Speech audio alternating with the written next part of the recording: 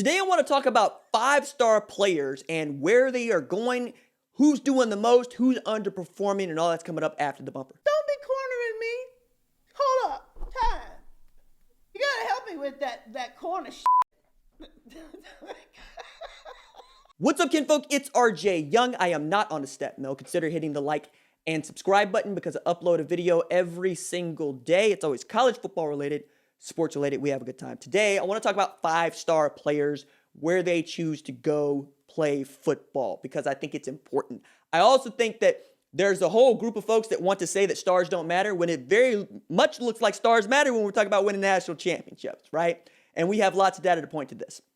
Alabama has won 6 of the last 12 national championships. It doesn't matter if it's the BCS or it's college football playoff era.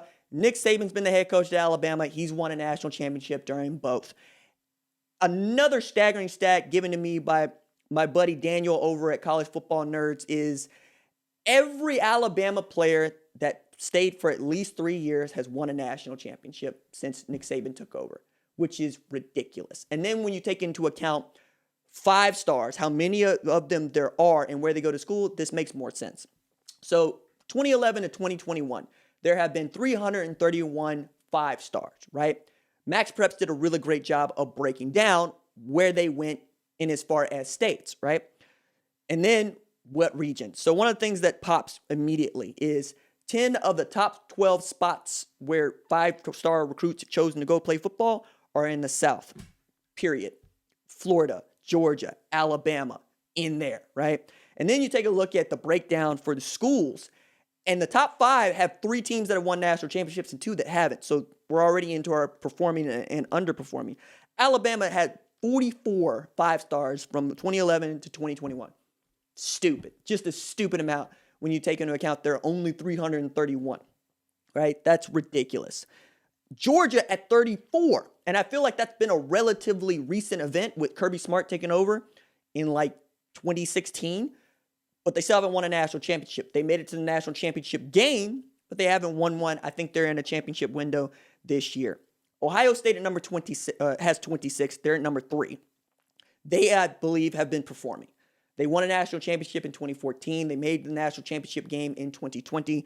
I think they're doing exactly what they should be doing, and that's one of the reasons why they're right where they should be at number 3, and really the only team in the Midwest that ranks inside the top 5 because it's Ohio State.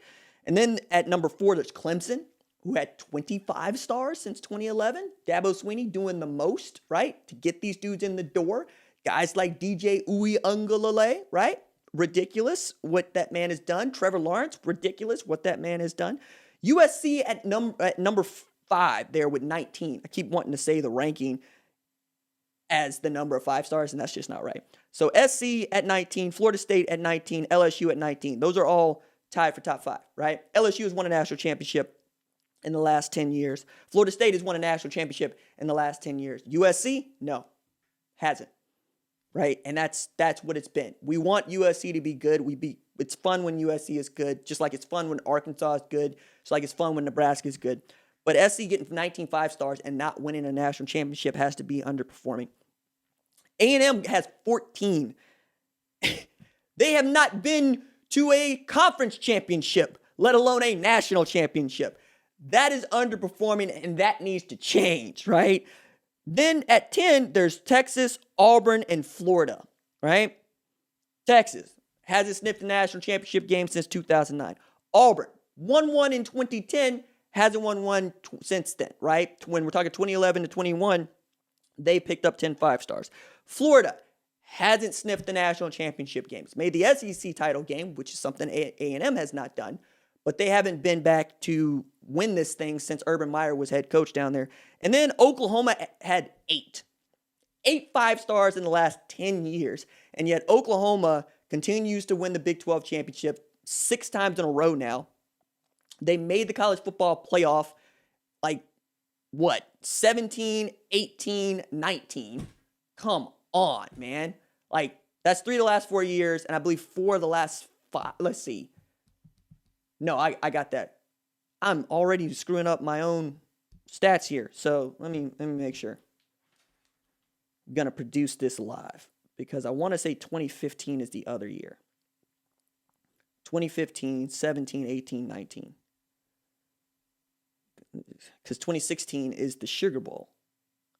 I always screw this up. Playoff appearances. 0-4, right? Yeah, 4. That's what I thought. Golly.